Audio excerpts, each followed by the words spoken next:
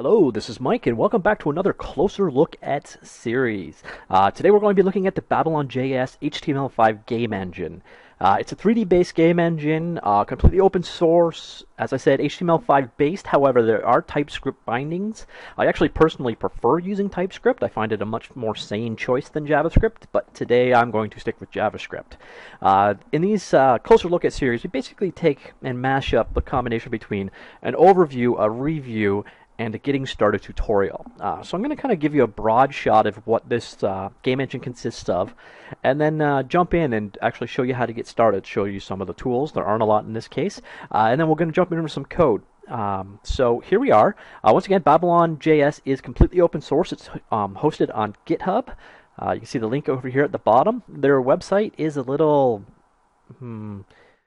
problematic at times, but here we'll go ahead and I will show you one of their examples running in the browser. It's a few dozen megabytes, so it's going to take a second. There we go. And okay, you can hear it kicking in where it's starting to play. At least I assume that streams through to you. And as you can see, you can get some pretty solid quality graphics coming out. But you can also see your frame rate here is not stellar. But your results are pretty nice to look at. It's a capable game engine. Again, your frame rates could be a little bit better. This is a very high resolution, high detailed scene, but this gives you an idea of what BabylonJS is capable of. We head on back. You can see there's dozens of examples to get started with. So let's jump right in. Let's go over here for a second. Here's a bit of the Babylon overview of what their functionality is. One thing to know right up front, we just did a closer look at series about a week or two ago, where I looked at a different HTML5 game engine called PlayCanvas. Both were 3D-based HTML5 game engines, and that's where the similarities end. So in the case of PlayCanvas, there was a world editor, graphical tools, that kind of stuff. In BabylonJS, you are much more code-focused. It's a source-level engine. Its probably closest peer or equivalent is 3JS, just with a bit more of the game engine stuff. 3JS is more of a renderer with some of the pipeline associated with it. This one has a little bit more. There's a collision engine in there. There's a plugin for physics engine using Canon.js, and there's another one called Iomi or something to that effect. Then, as you can see over here, there's things like gamepad camera, WebVR camera. Let's see what else is not directly. There's various importers, etc. But for the most part, again, it is very similar to 3JS with an animation system, particle system, collision system, and input system sort of built on top. That's about it. So don't expect tooling. Outside of a bunch of importers, that's about all you've got. So being a very code-focused engine, this is going to be a very code-focused look at it. We're going to jump right in and actually create some code. Let's do that right away. So let's click. How do I get rid of this guy? All right.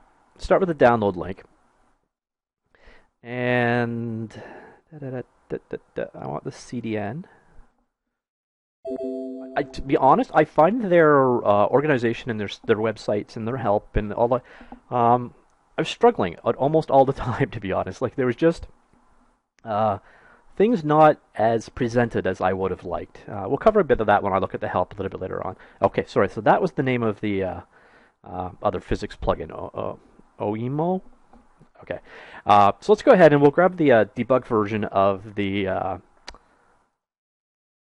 library, and we just want to go ahead and grab the raw version. So we'll save that as okay. I'm going to need that in a second. So let's go ahead and create a project.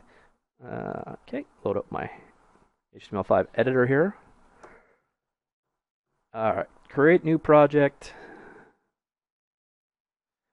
Empty project. And we shall call this Babylon. Okay, so not much going on yet, but let's go ahead and create our single file, index.html, like so. And now we have a place to save. So that was under documents, maybe. I have no idea where that's saved. Mike WebStorm projects. Okay. Let's go back up here. WebStorm projects and Babylon. So we just added our bindings right here, and we have a two-step process to now go through. First, we're going to need to create an HTML web page that hosts a canvas control. It's kind of what we're dealing with here. We'll call this Hello Babylon. Oops, can't spell.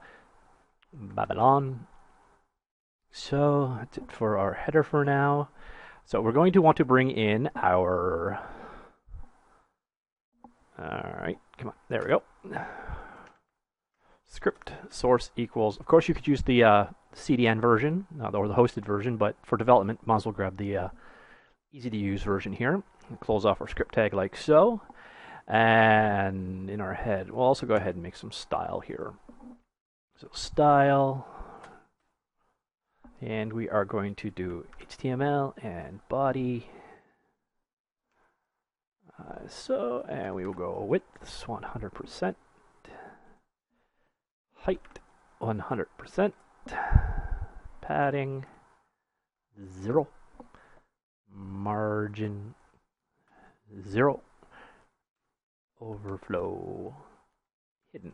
So basically, what we just said is use everything available with no padding or margins, etc.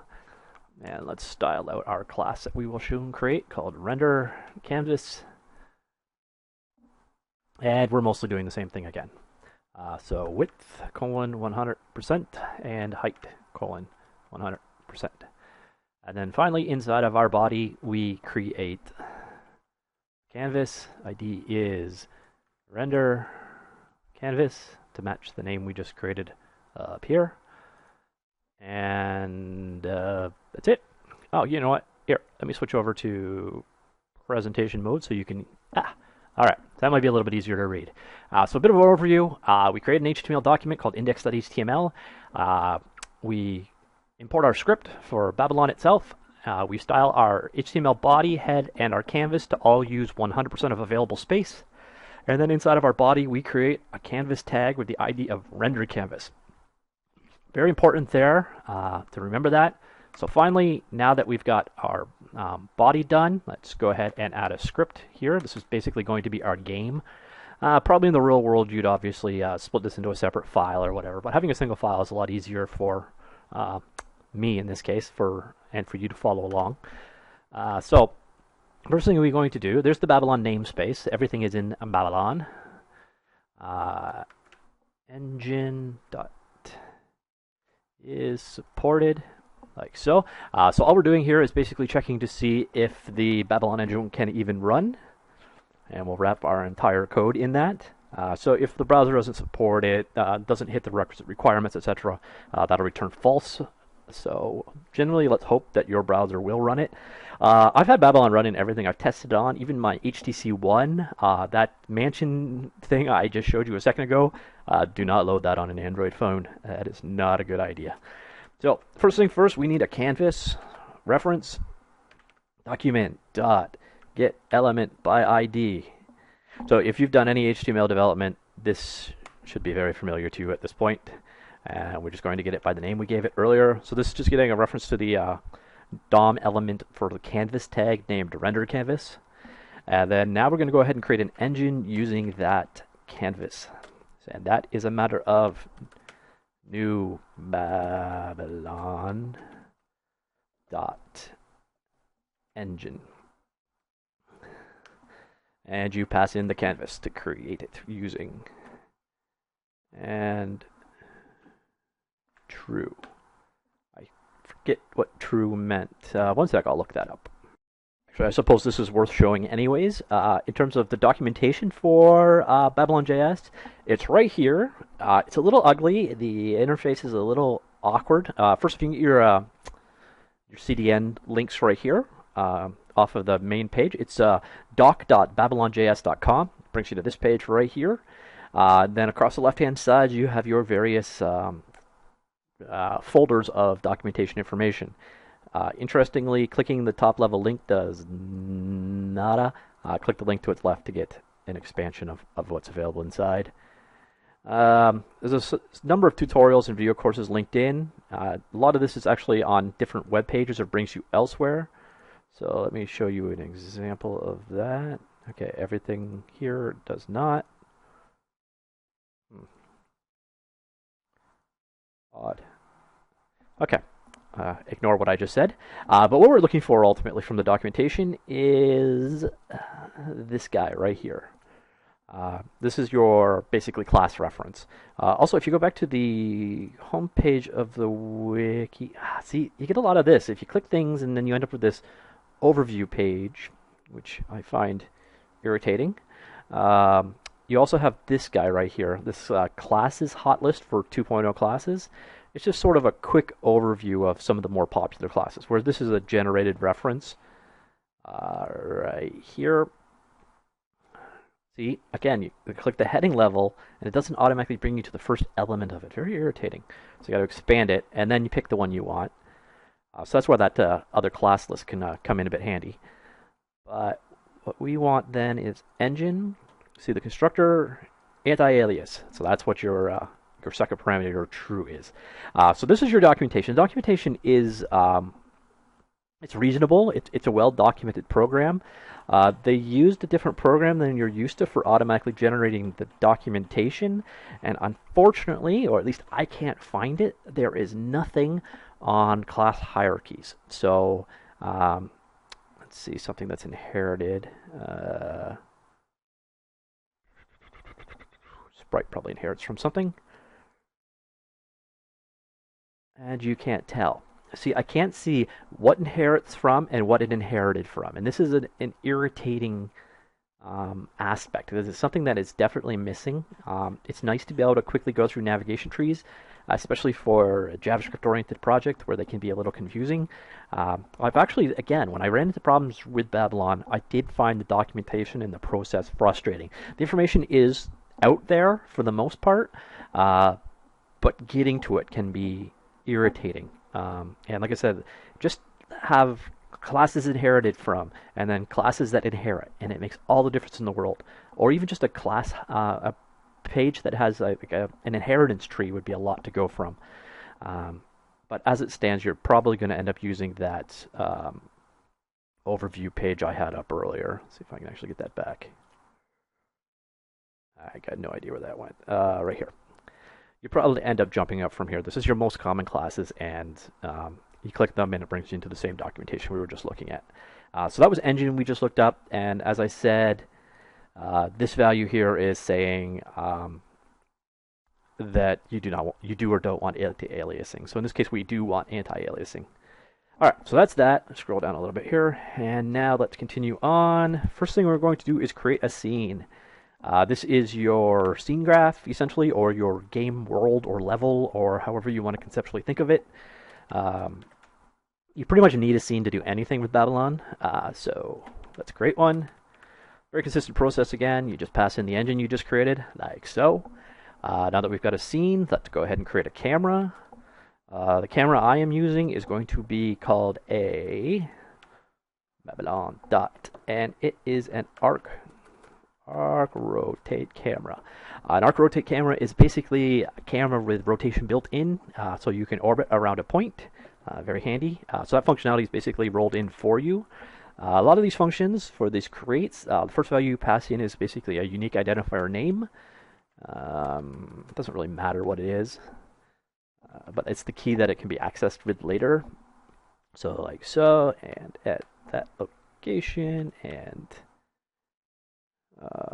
vector 3. All right, so flip back over here. Is there your arc rotate camera right here? So your values are the name to access it by, the alpha, rotation around the y-axis, rotation around the x-axis, and then the radius. I'm not really sure what radius is. So the amount the initial rotation, I imagine. The target, so where to look at, and then the scene to create it in. So that's what we created here. Basically, we're not rotating or moving it in any way. Finally, so vector3 dot 0. So we want to look at the origin. And finally, we pass in our scene, like so. So that's creating a camera. Now that we've got our camera created, let's position it.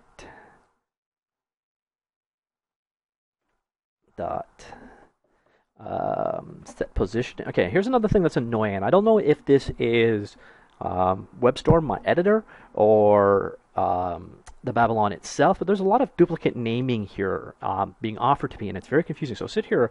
I have this set position.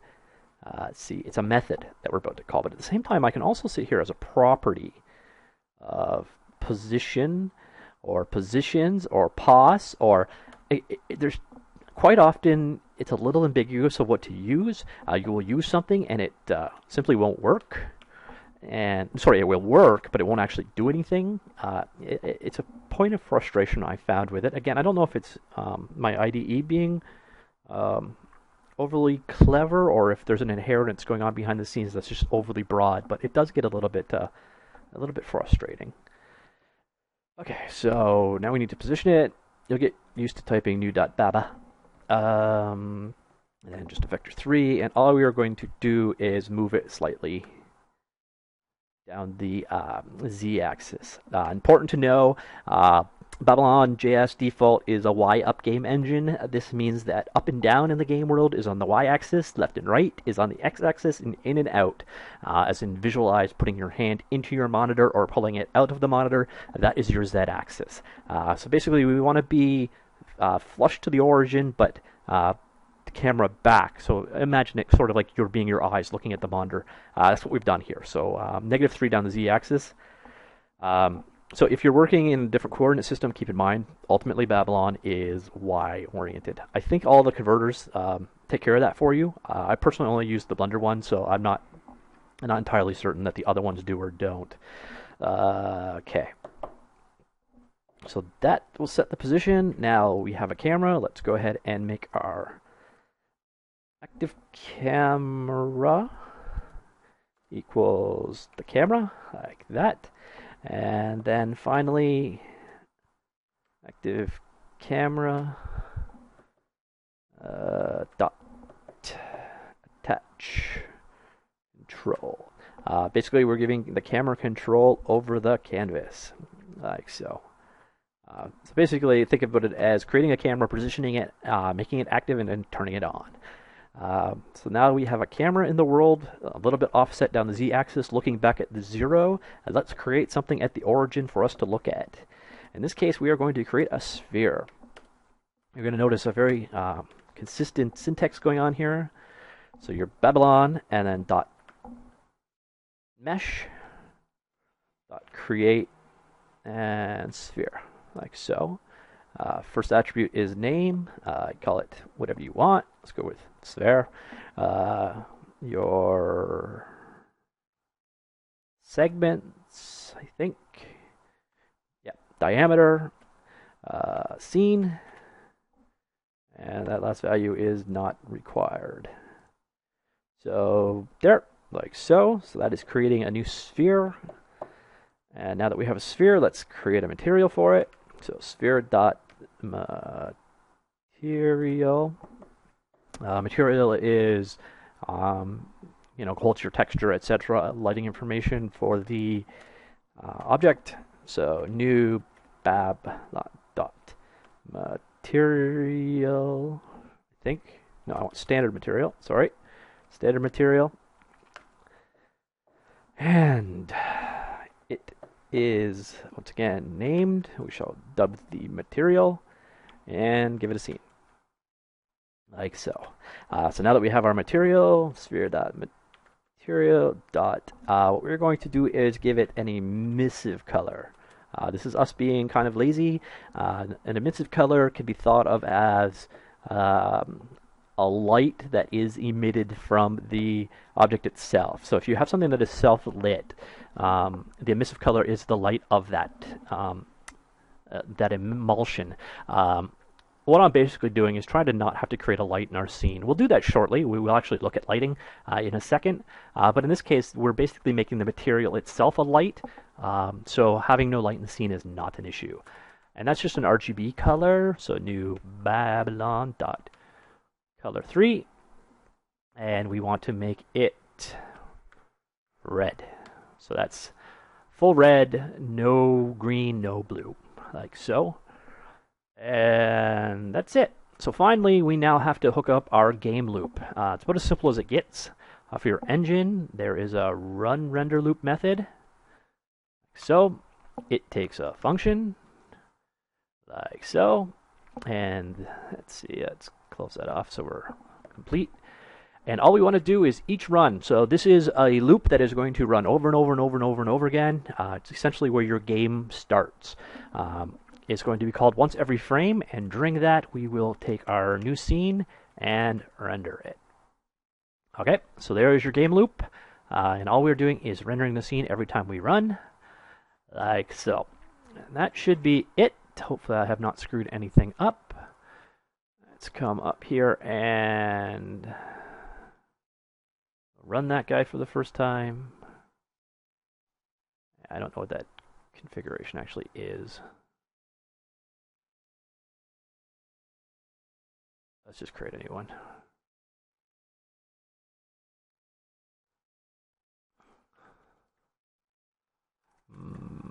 Babylon. We'll run it in Chrome. URL is index. Apply and go. So there you go. There is our first scene. What it is a 3D red emitting. So if there's something right here, it would actually be getting a little bit of red off of this. I can orbit and rotate, but you really can't kind of tell because, well, it's got no shading or anything on it. So, but that is your very first Babylon 3D scene. Quite simple, very straightforward and consistent in approach. Let me just shut that down. And that is essentially it. Now, the next most common thing is going to be loading in a 3D model. Now, that's even more important in the case of Babylon because your 3D model is actually also going to be your world editor. So you can bring in a scene or models. First, we're going to look at using a model, and then we're going to look at a scene. So first things first, we're going to need one. And I guess one step even before that is we are going to need the Blender plugin. Or in your case, if you're using Macs or otherwise, but we're going to need those. So let me just out of here, turn presentation mode off. I'm done with that project for now. So, a sec, need to copy. All right, back. I need to reload Chrome. I accidentally killed it. All right, so first things first, we need the come on, brain. BabylonJS Blender exporter. And here it is. Hosted on GitHub. You can see the bits that it supports. You'll actually be really impressed. It supports basic physics settings, lighting, most of the different things you can think of, like vertex coloring and such. So it's not just basically just textures, etc. It will actually pull out things like gravity information, camera, your field of view and settings from your cameras, your different lights, your different light settings. So if you set a color on a light, it will export properly. A lot of the texture information from materials, multi-textures. So it's pulling out quite a bit of information, bones and armatures, etc. So even though you're going to have to do all of your work at an external tool, your external tool has quite a bit of support. So that's nice. As you can see, there's also 3ds Max Cheetah 3D, which is a Mac-only 3D project. Hasn't been updated that much. Unity 5. Let's see what that actually says.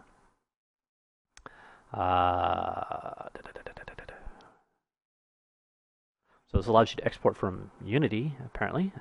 And then an object exporter. And OBJ file is an old-fashioned, it was Silicon Graphics started it. It's basically for mesh only. So it has very limited functionality support, but if you've got a static mesh, OBJ is probably the easiest way to bring it in. Let's head on back to Blender though. So in order to install this guy, you actually need this file right here, this .py. You need this folder, and the contents of this folder. Now, there's a couple ways you can go about getting them. Downside is GitHub doesn't have a download folder as zip option anymore. I thought it used to, but sadly it does not. So you can either download each one of these individually. Just if you do, make sure you get the file and not the web page, which means open the file up like so and download using the raw. Then you'll create this subfolder right here and bring it down. There's also another trick you can go about getting this. If you take the GitHub address up here, and I did this on my Mac. I'm not sure how well configured my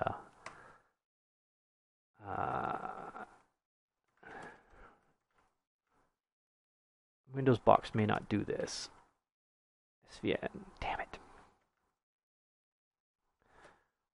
Alright, so you need to have access to something called SVN, which is Subversion Source Control. It's kind of like Git competitor, but GitHub actually supports SVN, and SVN enables you to download a file structure if you wish. Let me just make sure that I have it here. I don't have, god damn it. That's just irritating. On the Mac I have it, and on the Mac you can easily get it. Just go SVN clone and then this URL right here, but instead of tree master, you replace this part right here with the words trunk. And this allows you to just pull it down. Hold on one second. All right, you know what? Since I should have SVN anyways, I'm just going to go ahead and I'm going to download this client available so I can show you. If you're on Mac, it'll already be there. You don't have to deal with any of the same with Linux. So this is a Windows-only problem. I could install it through Cygwin, but I'm not actually sure where my installer is at this point, so I'll just grab a standalone client. So I'll be right. All right, so now I've gone ahead and I've installed an SVN client for Windows, as you can see right here. So it's SLIK SVN that I'm using. So now let's just go back to cd/temp/ I think git demo, I think. Is that what I called it? Yeah, it was. All right, so all you have to do is go SVN clone, and then you take this address here, and you paste that sucker in. But as I said, instead of oh, I already edited it. Okay. So you want to change it to be this form right here. And then we'll just go ahead and press enter, clone. Oops. Nope, I'm mixing up my terminology. Check out. github.com/BabylonJS BabylonJS trunk exporter Blender. And that just goes ahead and grabs those files for you. So now if you look at your folder, you will see it now created a folder called Blender. We switch into that Blender folder, you will see all of those files are now nicely located here. Now all we have to do is get them, and they were stored in my temp in git demo, and here do not need the SVN file, but we just need that guy and that guy right there. Compose our plugin. Let's go ahead and copy them. And now you need to find your Blender add-ons folder. In my case, SQL and program files, Blender, Blender Foundation. And then under that, Blender, your version, and then scripts, and then add-ons, and simply paste the contents. Let me make sure I'm not accidentally going to that folder. Paste the contents into that folder, like so. Granted permission, and done. All right, so we've physically copied in the files to Blender now. The plugin is installed. I gotta warn you, this directory here changes based on how you installed Blender or what platform you're on. If you are working on a Mac, you will actually have to do show contents of your blender.app, and then it's the same. Oh, actually, no, it's not. It's a slightly different URL. If you go to the web page version of this, or the blog post version of this exact same walkthrough, you can find the path right there for Mac OS, because it was actually written on a Mac, whereas I'm recording this one on Windows, obviously. So now it's installed in there. Let's go see what's involved in enabling it. So we're going to load up Blender here. This guy maximized. So go to File, and then User Preferences. Flip over to the Add-ons tab at the top. It is an import-export one. If it found it in that file, why did it not find it in that? BabylonJS. Okay, so there it is right there. Import, export, BabylonJS. You can expand that down if you want. Don't really have to. All you have to really do is click that guy. So now we can import and export Babylon.js files. However, if you want to not have to do this every time you load Blender up, when you are done setting that, click the Save User Settings file, and you are done. Okay, so now we're going to actually look at creating a simple model that we are going to export out. We're just going to texture this cube, actually. So if you don't know how to use Blender, I've got tons of tutorials on it. I'm not going to cover any of the details here, completely beyond the scope of what we're dealing with. But we would just want a textured 3D model out so you can see how well it does. So we'll come here, we shall UV unwrap that guy. We'll just use a smart project like so. I'll turn that off. All right, so now we are going to want to texture. So open up the image editor, come on over here, make sure there's a material attached. There is. Go over to our texture here. So we've got it UV unwrapped like so. Now we're just going to go ahead and create an image texture. Create this, go image removey, and create a new one. We shall call it Untitled Works for Me, and we're just going to make it a color grid, like so. So there is our new material called Untitled. Come on over here, we can switch over to Untitled, like so. And you'll see here is how it is textured onto our cube. So if I switch back to our cube and go into texture mode, you will see it is now a texture mapped cube according to these coordinates. All right, so that is a simple textured cube. The last thing we need to do now is save this image out. I'll just go ahead and keep using that GitHub folder because that makes absolutely no sense. Actually, you know what? That's a dumb idea. Let's create a new directory. We shall call it blend temp. Where did blender temp go? There it is. All right, and untitled.png works for me. And let's just take a save of this blend file, save as, go back to blender temp. Untitled.blend works for me. Okay, so we have our exported texture. That was important because we're going to need to include that in our project. And we also have to now export this model as we see it here. To do that, just simply now that you've enabled and checked the plugin or the add-on, you should now see right here in your list, BabylonJS as an option. If you do not see this, it is because it is not properly enabled. And we shall save it as untitled.babylon. Oh, sorry, I guess I should have shown you that. There are a couple options. They're not very extensive. All right, so let me just cancel it there. So now if we come over to that folder I just created, from c:temp/blender temp, here is the file that was just created, this .babylon. Ultimately, this is just a JSON file defining our mesh and texture information, etc. If you want, you can edit it. Wouldn't bother personally, but that is all that that file actually is. So now let's go ahead and add that to our project. We're going to want to add it, and we're going to want to add it to our project. So let's just highlight them both. And let's, okay, I'm not ready for this yet. Let me just expand my project window out. There we go. Let's grab these two and copy them into our project. Obviously, in your case, if you're not using an ID like I am, you could just go ahead and just copy them into the same folder as your index.html. So here they are now included. So there is our texture and then our Babylon file, like so. And now we want to go ahead and load that model. I guess I'll go ahead. I'll reuse this same code base, and we'll just make our changes now so that we can use this guy. So I called it untitled.babylon. We're going to have to make sure to use that. Once again, there's a corresponding HTML post I've made of this. So if you want to see the source code or almost an identical version of the source code, go to GameFromScratch.com and you can be able to see it there. All right, so now what we want to do is go ahead and load that mesh. We still want a camera, we still want a scene, but we do not want a sphere anymore.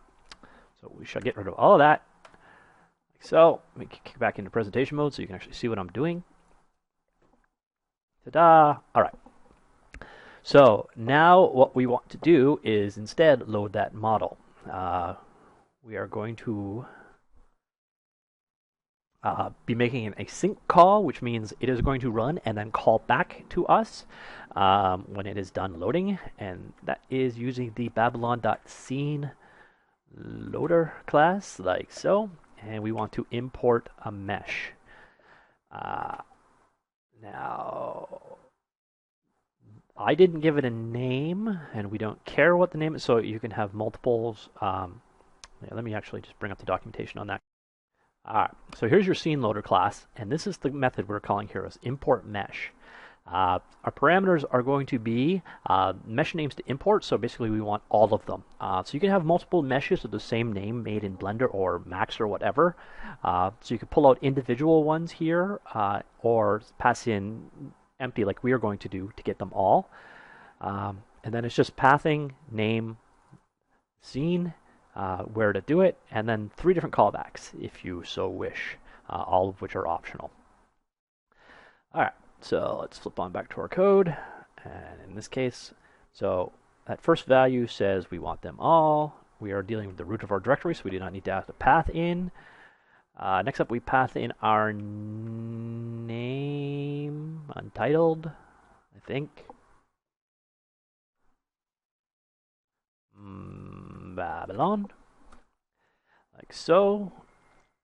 And then our scene, like so. And finally, the function that shall be called when it is done. It passes in the meshes that it loaded. So let's terminate our call.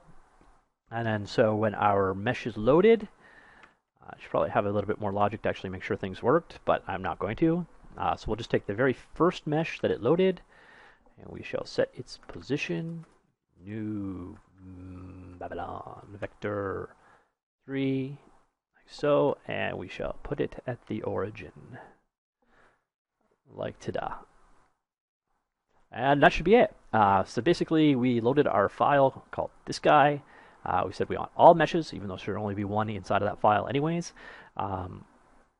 And then we took the first one and positioned it at the origin. That's all we've done. So now I'll go ahead up here and run this guy.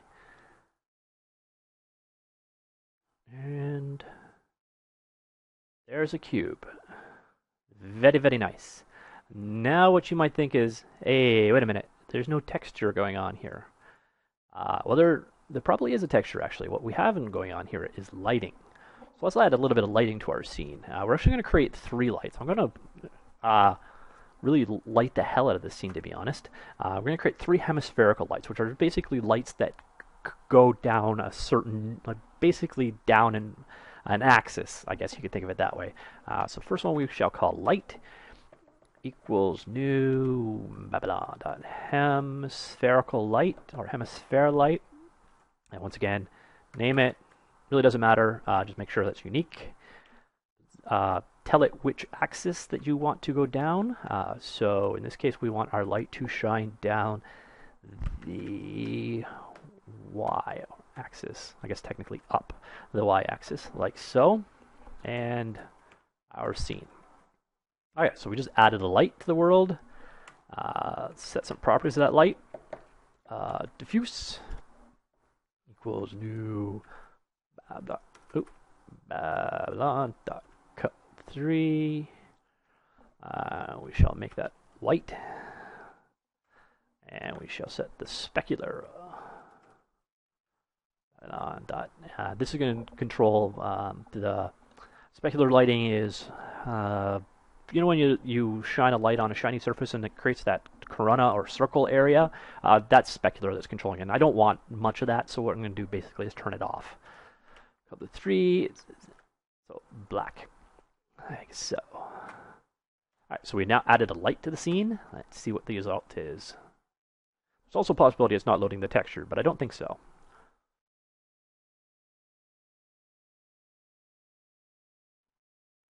Alright, do we have an error?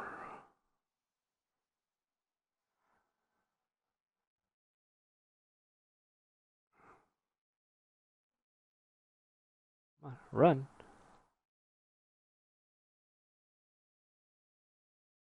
Oh, I don't think I have the plugin configured yet. Let's go to developer tools. undefined is not a function. God, I hate that error. All right, 40. I made an error on my light. I hate that. All right, let's actually call the right method. Okay, and now that should run. And there you go. So there is our textured cube lit down the one axis. Now, if you want basically, so that's the light's coming this way, hemispherical light. Now let's do one from this side and this side. We'll get this guy really lit up. This guy can mostly be done with cut and paste coding. Just come here, clone him twice. We shall name the incredibly original light 2, and light 3, 3, 3, and each of these names needed to be unique.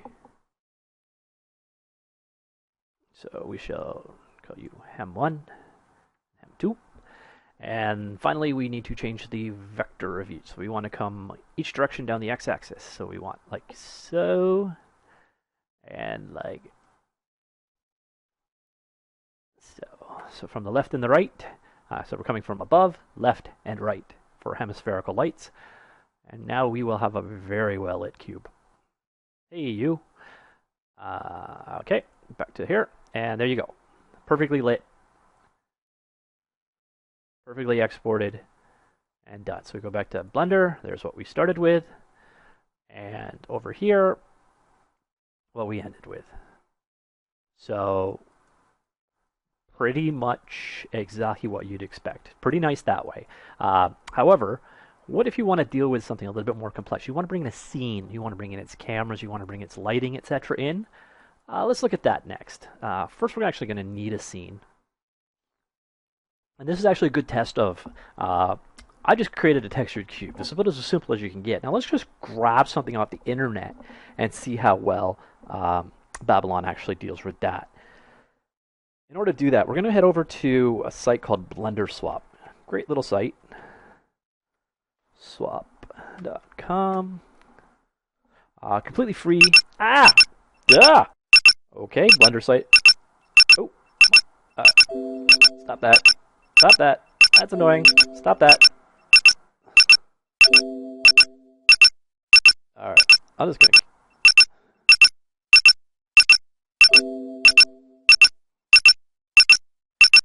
Alright. Sorry about that. Apparently I got the URL wrong and got sent to a hack site. Love the internet. So what we want is a site called Blender Swap. I shall let Google figure out which one is the right one. There we go. Not sure what I typed, but it wasn't right. It's free to join, free to sign up. I'm going to go ahead and log in. All right, now I'm logged in. We want to have a model. Let's go over to Blends right here. Let's see. This one is a search. Let's do a search. And let's get something city-esque. Alright. Okay, this house looks good. Go ahead and grab it. So, by the way, Denish 2010, I shall give him credit. Good job, Denish. Yeah, let's go ahead and download. By the way, very handy site, Blender Swap. If you work in Blender, it's, as you see, Creative Commons, particular license on this one. A lot of things can get you started and going very fast. So let that go ahead and download here. Go to the folder. Alright, there we go. Now let's unzip that guy. And City House. Perfect. Now let's fire that up in Blender. Ta-da! Oh, I hate that. Alright, never mind, just a sec. Let's fire up Blender normally. Blender. Alright, delete you. And now what I shall do is open it.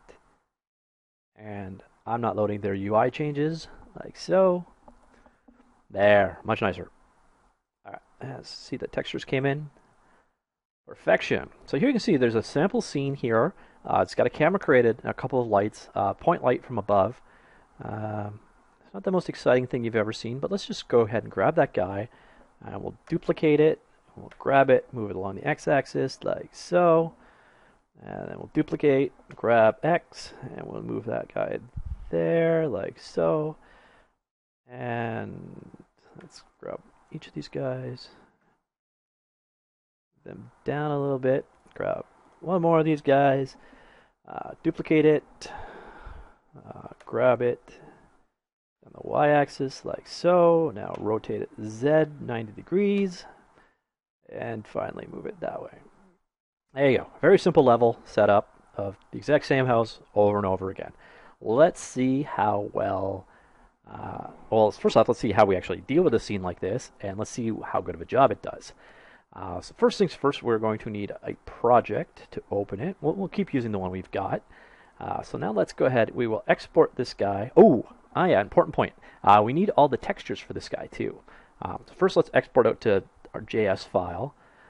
We'll go up to, let's see, that's under my user profile. So users, Mike, WebStorm projects, Babylon, and we shall save it here as city.babylon. All right, so now what we got to do is get all these textures exported. And that's just a matter of external data, unpack all into files, unpacked files to unpack. Okay, just a second. External data.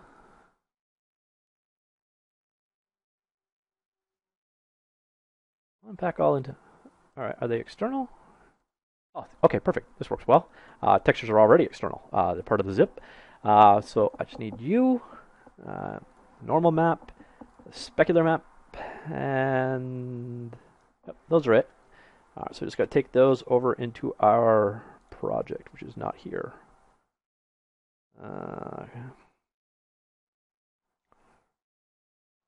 Downloads it up. Come on, where's Mike? Mike. All right, WebStorm projects, Babylon, and let's paste those textures in. Already do it? Already did it. All right, never mind. Already did it. Don't remember doing it, but I guess I did. Okay, so our Babylon file is generated. Once again, it is a JSON file, but as you can see in this particular case, it's a big one. Show you. But same deal. It's mostly all the polygonal data, texturing, normals, animations, etc., all encoded in there. And that is that. All right, so now we're going to have to go ahead and instead of loading a single mesh, so if we use the logic we used before, whatever the first item in the scene is, probably this plane actually, is what would be loaded if we did mesh 0. So obviously that's not what we want to do. What we want to do now is load a scene. Let's take code changes to do that. Not much involved. The only major difference here is we're going to be using a different loader. And also we obviously don't want any of this lighting stuff anymore, like so. We are no longer going to be creating our own scene, like so. Where did scene go? There. We don't want a scene anymore. We do not want to use import mesh any longer. So there we go. Back to creating a camera that moves out slightly. We're going to have to move it in a minute to match the dimensions from our Blender export.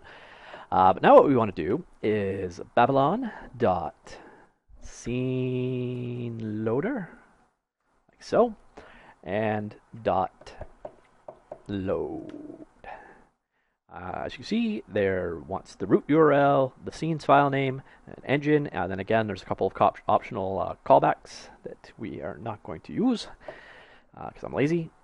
So load, root's fine. It's called city.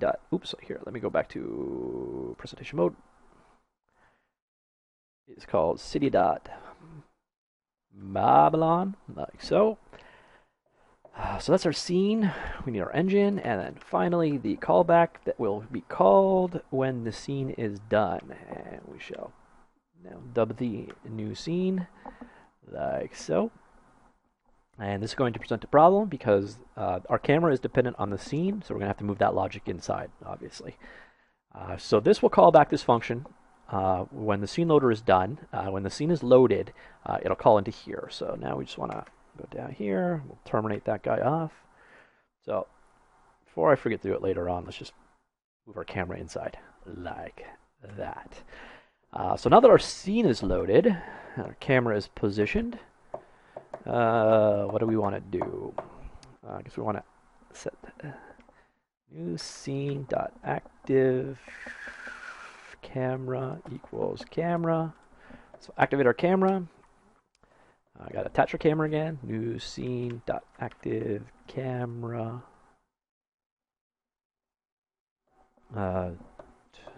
Attach control canvas like so.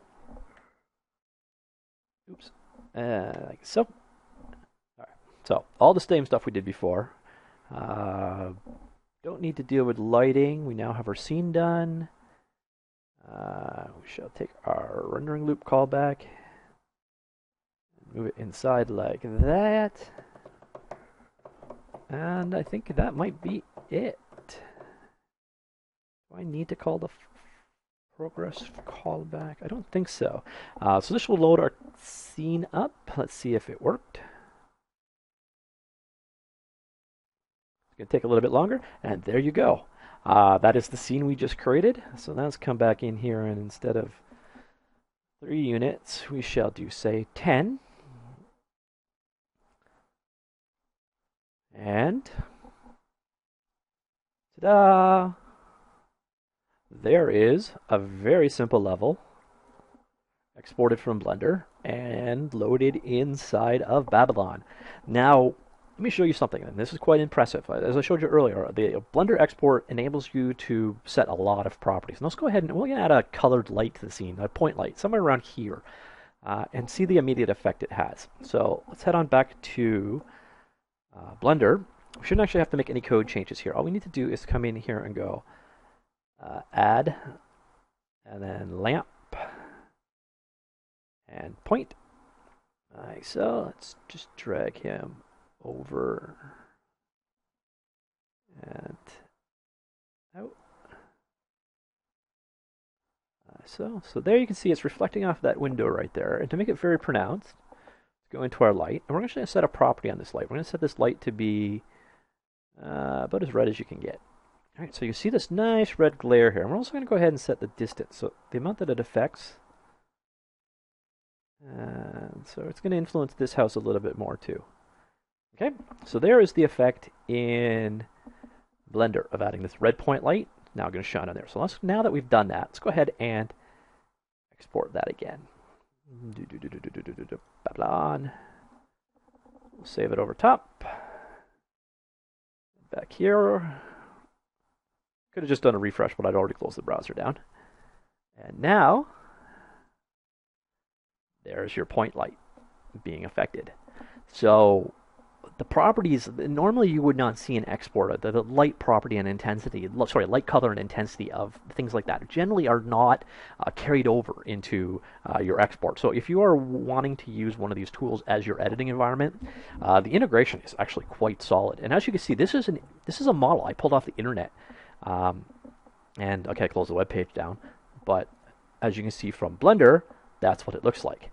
You see the roof shingles and the etc. The texturing on there. And now let's head on back into. Went too far. There we go. There. Carbon copy. So this is a straight off the internet. I didn't screw with it at all. Just brought it in, made a couple duplicates, instanced it, and boom, it in, and it just works. I didn't have to change anything. I don't have to set face textures or change all my textures to a certain format or anything. It just worked. And that's impressive. So if you want to work this way, you definitely can. So your general workflow would generally be you would create your scene this way, and then you would import additional assets into that scene. As we saw earlier, you can easily import a mesh individually, and as you saw from creating and instancing any objects, you're always just passing the scene to work with in as it is. So in this case, you just use the scene loader to load the scene from your external program and then add to it, as opposed to, so here, I guess technically we added this camera to this scene. you could do the same thing with models, meshes, etc. So instead of creating the scene yourself, you basically just use a loader and go from there. We're only going to touch on the surface, but I've already hit an hour here, so I'm not going to go too much longer on the code-specific things. This does show you the basics of what it looks like, and then the process of bringing a model in, and the process of bringing a scene in. Go on top of that, there are collision libraries in there. There's logic for tweening and such. There's all kinds of things, actions and tweening and blah, blah, blah. Exit out of here. But I would end up really duplicating a whole lot of content by going down that road. So just put them back here. If you are interested in getting going, one of the coolest things they've got, again, there's a fair number of tutorials going on, but they have this thing called the playground. The playground is right here. Alright, this is not the playground. This is the description of the playground. Now send me to the actual playground. Alright, here we go. So now this is the playground. And this is a very handy way to get your head around Babylon. It is a set of projects. You pick the description over here. So let's say we want to learn about basic scenes. Over here you see the code. Over here you see the result of the code. So you want to learn how to create a scene. Your description's over here. And then over here you see it running. Pretty handy way to learn BabylonJS very interactively. So if we wanted to say here, let us change the diameter of our mesh, like so. I can do that and run, and we have a bigger mesh. Offset again, turn that to a 1, and run, and middle. So you can very interactively play with and learn BabylonJS using this playground that's available. Number of different examples. Topics like so. Yeah, so most of the topics you'll need to know, at least to get started, are here. And very, very handy. And as you can see, the code is over here for you to play with, interact with, or download it, make it your own, etc. So it's a very accessible program that way. And you're going to want to learn probably more from code examples than anywhere else. Go back to here.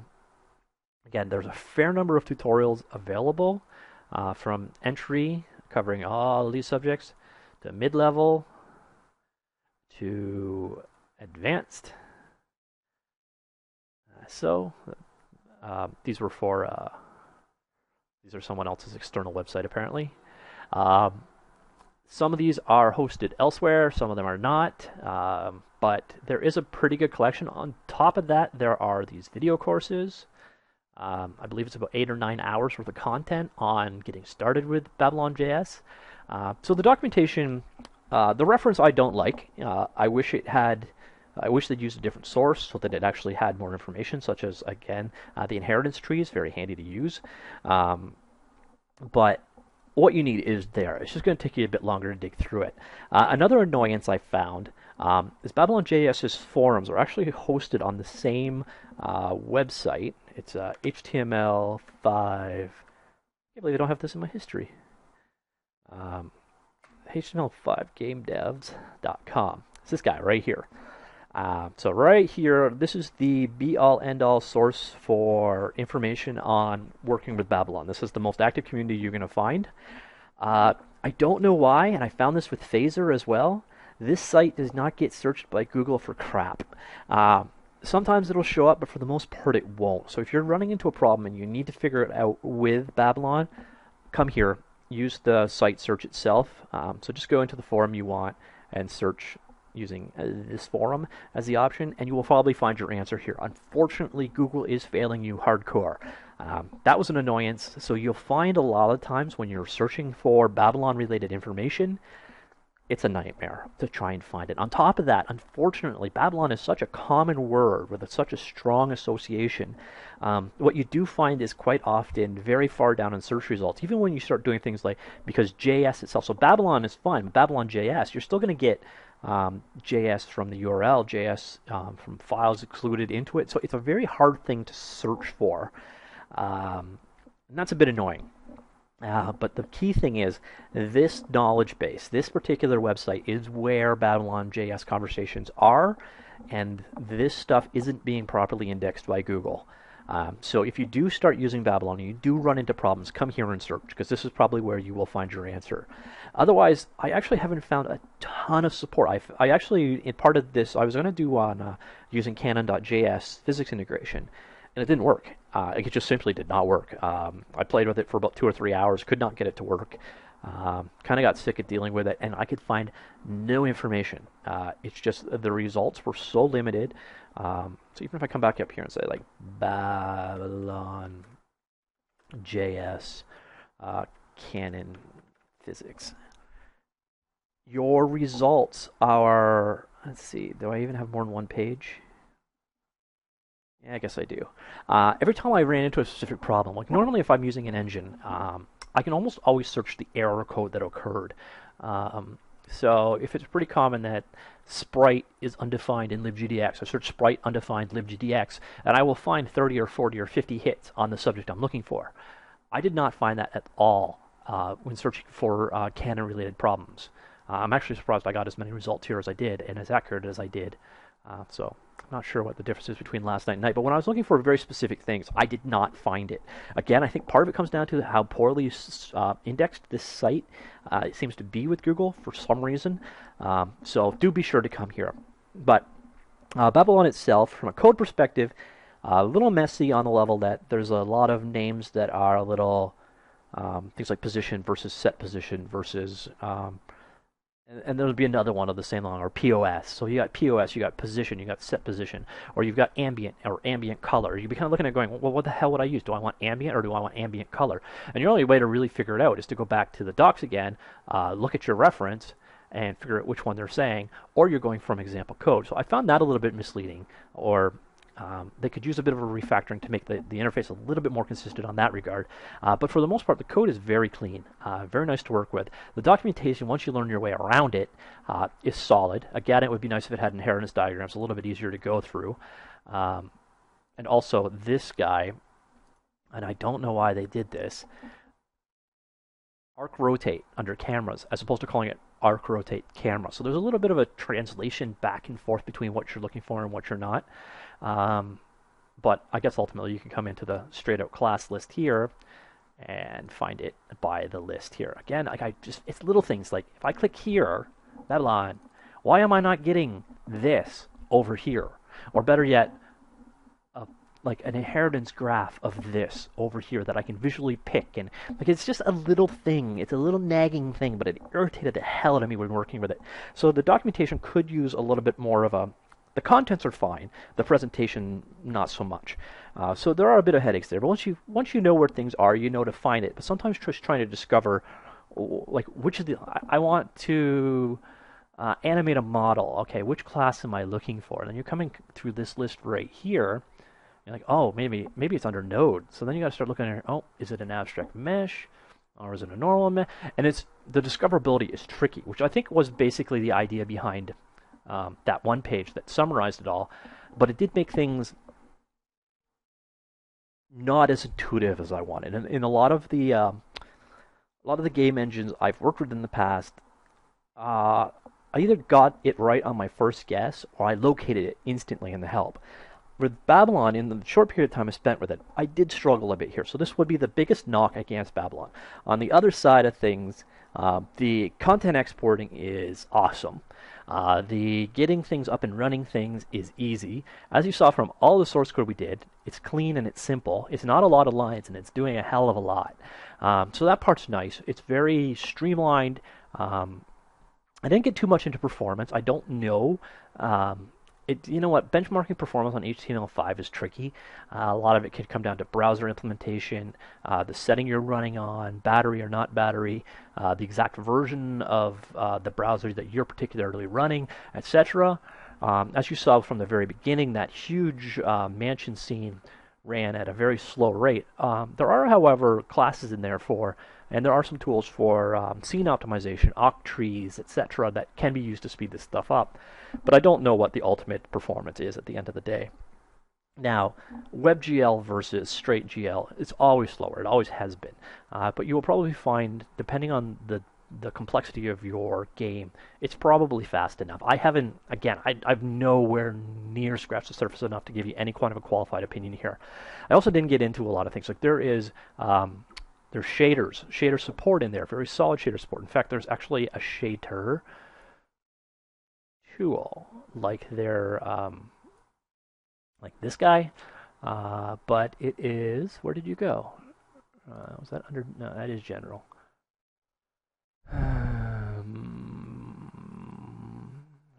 All right, well, if I go right back to their web page, it's right off the root. BabylonJS.com. They even have a shader program, which is probably useful even outside of, so again, material editor right here. So you can build your materials up from scratch and then export it out and use them in BabylonJS. And then head on back there. They have this SIOS, which is for creating vertex and pixel fragment shaders, which can in turn be used in BabylonJS. So to say that it doesn't have tools is a misnomer. They're there. They're just not in the traditional form. It's again, it's nothing like PlayEngine with the way they work. One is more Unity-esque. The other one is more code-oriented. But as you can see, there is full shader support in there. There is this handy little shader tool. Coincidentally, this is a handy tool just for creating interactive shaders to start with. But this kind of stuff I didn't even touch on. I did not touch on at all. There's a lot of relatively sophisticated 3D stuff in here. Like if we come on back here, there's subsurface scattering, like you see here. There is volumetric lighting, procedural textures. Again, way beyond the script what I can cover in an overview like this, but the functionality for it, if it's 3D, and again, you're seeing it's, actually no, that's just their logic. It's actually performing at 60 frames per second. Ooh, that's ugly. Let's do one more imported meshes. Like so. So there is a lot there that I am not going to touch on, not going to cover. There is this great playground for learning to code kind of interactively. We will probably use this as your biggest learning tool. If you already know your JavaScript, etc., you'll use this in the reference and probably never need to go to any of the other tutorials if you really don't want to. There are a fair number of good tutorial sites out there. There's one developer on MSDN that has done a ton of them. I believe he also may have written the Blender exporter. I'm not positive, but he at least wrote the documentation on it. Good experience. So I'm gonna kind of finish up there. As I said, there's not a lot of tools per se, but there is a pretty broad amount of stuff here. If you want a very code-focused 3D web-based engine, BabylonJS is a good one to check out. Just be aware, a little bit of a couple of warts in the documentation system, but otherwise very solid, very good workflow, very few headaches. The only thing I really ran into that made me want to pull my hair out was trying to get the physics to work, and then of course the help-related issues I ran into after the fact. So hopefully you enjoyed that. Talk to you soon. See you later.